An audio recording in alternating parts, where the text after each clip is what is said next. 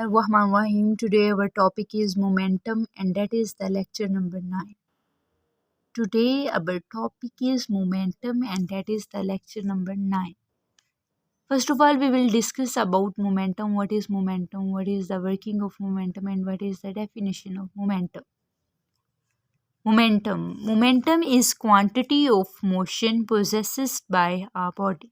Momentum quantity वो होती है मोशन की वो वाली जिसकी वजह से कोई बॉडी जो है मूव करती है.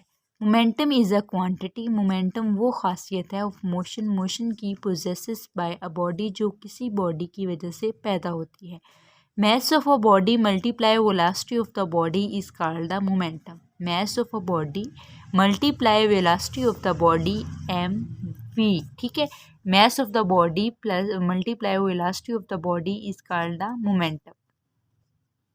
ठीक है, ये मोमेंटम का यूनिट क्या है जी? ml/1 जो कि किलोग्राम मीटर पर सेकंड होता है.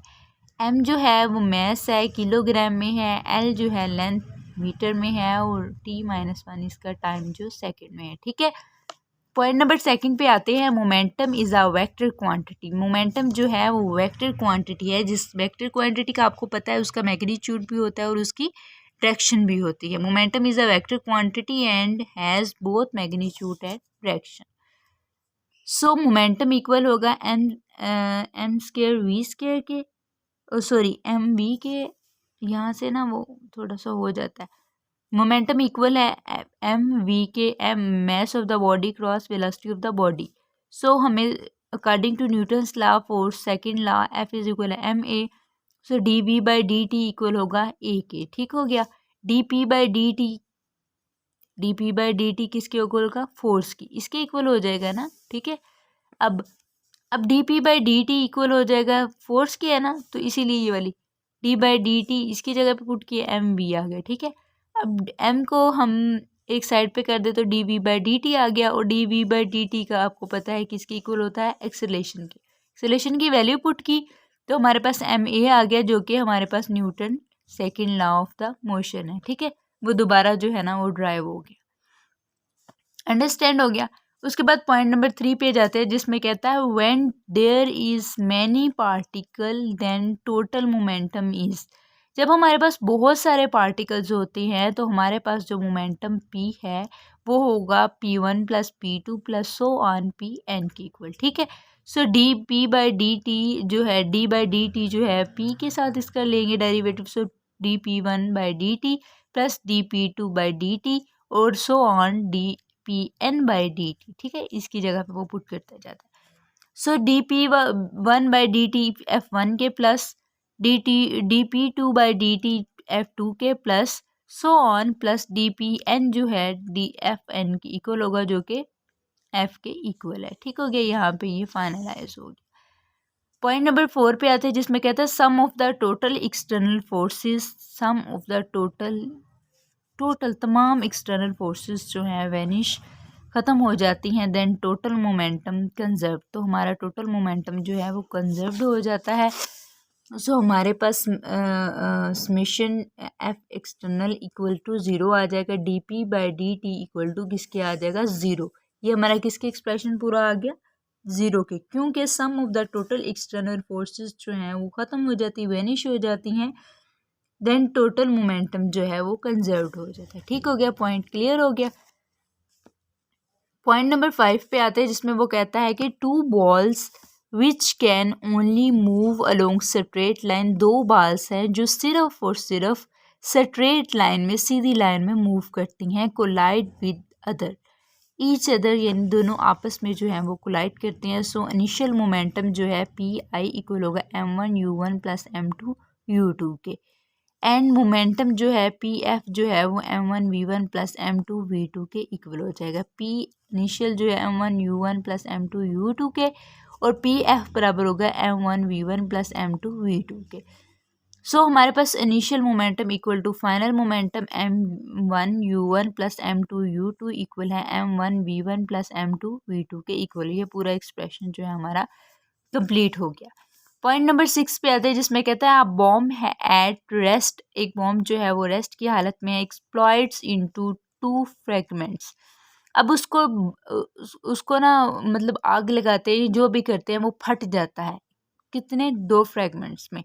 Before explosion the total momentum is, अब एक्सप्लोजन यानी फटने से पहले उसका टोटल मोमेंटम जो है वो क्या होगा, 0 होगा। सो पी एफ हमारे पास जो है वो 0 आ जाएगा। पी एफ बराबर होगा फाइनल मोमेंटम जो है वो इक्वल होगा m1v1 प्लस m2v2 के। सो m1v1 को हम एक साइड पे कर लेंगे और m2v2 को एक साइड पे। अब आपको पता है कि जब इसे इस साइड पे करेंगे तो माइनस में हमारा जो है वो आ जाएगा एक्सप्रेशन। ठीक हो गया। मैं ज़रा दूसरी पेंसिल यूज़ कर लूँ ताकि थोड़ा क्लियर हो जाए,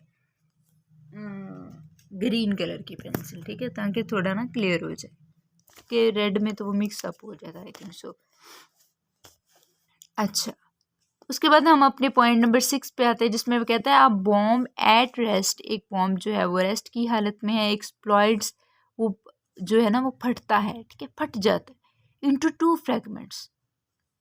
हाँ सॉरी, मैंने इसको एक्सप्लेन कर दी, वो पेंसिल के ध्यान में लगी तो मैं इसको ना अगेन एक्सप्लेन कर। पॉइंट नंबर 6 पे आते हैं जिसमें कहते हैं सपोज, फर्ज करें हमारे पास suppose a shell is fire from cannon with speed. अब आप इसकी एग्जांपल जो है ना मैं बच्चों को ऐसे देती होती हूँ या आपको भी ऐसे देती हूँ कि हमारे पास ना एक कैनन, मतलब एक छोटी सी ना वो पटाखा जिसको बोलते होते हैं, शबरात वाला पटाखा ना, आजकल शबरात भी। अच्छा, वो पटाखा जो होता है ना उसके अंदर जो है वो फायर करने वाला जितना भी जो भी मवाद जो है ना वो हम रख देते कैनन में, ठीक है। A shell is fire from cannon, अब कैनन से वो फायर करता है, ऐसे फायर करता है जिसकी स्पीड जो है वो 10 मीटर पर सेकंड है एट एंगल। अब वो एंगल कितना बनाता है, 60 डिग्री का, कितना बनाता है, 60 डिग्री का विद हॉरिजॉन्टल, ऐसे हॉरिजॉन्टल शक्ल में, ऐसे है ना, तो ये एंगल थीटा इसने बना दिया, 10 मीटर पर सेकंड है इसकी, और 60 जो है वो इसका एंगल है हॉरिजॉन्टल के ऊपर। सो इसके सोल्यूशन में अगर हम गौर करें तो हमारे पास मोमेंट जो है वो p1x जो है वो -5/2 के m1x प्लस m2x इक्वल होगा px के, sorry p1x plus p2x equal होगा px के, जो कि इक्वल है m के क्रॉस 10 cos 60 के। ठीक हो गया। p2x बराबर होगा 5m प्लस 5m/2 के। यहाँ पे वो वैल्यूज़ जो हैं वो हम पुट कर देते हैं। सो p2x इक्वल होगा m/2 के v2x के। v2x जो है वो इक्वल हो जाएगा 15 मीटर पर सेकंड की। यहाँ पे ये एक्सप्रेशन जो है ना वो कंप्लीट हो जाता है। v2x किसके इक्वल हो जाएगा, 15 मीटर पर सेकंड के, ठीक है। यहाँ पे ये जो है ना वो कंप्लीट हो जाता है एक्सप्रेशन। नेक्स्ट हम पॉइंट नंबर 8 पे जाते हैं जिसमें कहता है when you hit your thumb. ये हमारा ना थंब है, इसको हम जब हिट करते हैं, ऐसे हिट करते हैं, ऐसे ऐसे लगाते हैं विद हैमर, किसी हथौड़े के साथ ऐसे पकड़ के ना उसको, हथौड़े को ऐसे ऐसे जो है ना वो पुश करते हैं, इट हर्ट्स, ये इसको हर्ट करता है। अब इंसान होता तो उसको तो पता लग जाता है, जी हाँ हाथ लगा। डज इट कहता है वाकई, वाई क्यों, वो इसको हर्ट करता है, आपके थंब को तकलीफ देता है, वो कहता है उसकी वजह क्या है। आप सोच सकते हैं कि क्या वजह हो सकती है, क्यों ऐसा वो करता है, क्यों आपके हाथ को हिट करता है। आपने तो उसको हाथ को तो नहीं ना मारा, थंब को तो नहीं मारा, लेकिन वो इसको हिट करता है, क्यों हिट करता है, वजह क्या है जी, वही वजह हम पढ़ने लगे हैं। हमारी फोर्स बराबर होती है dp/dt के। सो dp हमारा जो है वो फोर्स dt के इक्वल होगा। So force multiply time over which force act, force multiply time, उस टाइम के जो फोर्स पे एक्ट कर रहा है, ठीक है। सो हमारे पास I बराबर होगा T1 to T2 F dt के, जो T1 to T2 F dt equal बराबर है P1 PF initial momentum bye final momentum dp के। एफ dt यहाँ पे और dp, तो इसका अगर फाइनलाइज करेंगे तो pf माइनस हमारे पास किया आ जाएगा pi, ठीक है। ये हमारा जो है ना फाइनल वो आ गया हमारे पास एक्सप्रेशन। पॉइंट नंबर 9 पे जाते हैं जिसमें कहते हैं सम टाइम, बाज़ औक़ात वी नो ओनली फोर्स। बाज़ औक़ात हमारे पास सिर्फ फोर्स होती है, हमें सिर्फ फोर्स का इल्म होता है, बट लेकिन वी स्टिल नाउ हम जानते हैं डैट के इंटीग्रल मीन्स, हम जानते हैं कि इंटीग्रल का मतलब होता है it is area under curve. ये एरिया अंडर, ये इंटीग्रल जो है कहता है इसका मतलब होता है area under curve of force versus time, time के according to. So before hammer strike, इससे पहले कि हमारा हैमर जो है हमें स्ट्राइक करे, द फोर्स इज़ ज़ीरो, हमारी फोर्स जो है वो ज़ीरो हो जाती जी। ये काम होता है यहाँ पे, ये जो हमने सारी डिस्कशन की ये काम होता है। क्यों होता है जी हमारा ये वाला, हम कहते थे थंब, क्यों होता है जी ये, क्योंकि स्ट्राइक करता है तो ज़ीरो हो जाती है force. So reduce to peak, अब ये पीक इंतहा के ऊपर रिड्यूस कम हो जाती है, सो हमें हिट होता है, दर्द होती है, एंड गोज़ टू ज़ीरो, और ये ज़ीरो पे चला जाता है। ठीक है, यहाँ पे हमारा लेक्चर एंड हो जाता है। उम्मीद करती हूँ कि आपको अच्छे से समझ आ गई होगी। सो अपना भी ख्याल रखें और अपने प्यारों का भी ख्याल रखते। मिलते हैं अपने नेक्स्ट लेक्चर नंबर 10 के साथ। तब तक के लिए अपना और अपने प्यारों का अगेन कह रही हूँ ख्याल रखा करें। अल्लाह हाफिज़, अल्लाह निगहबान।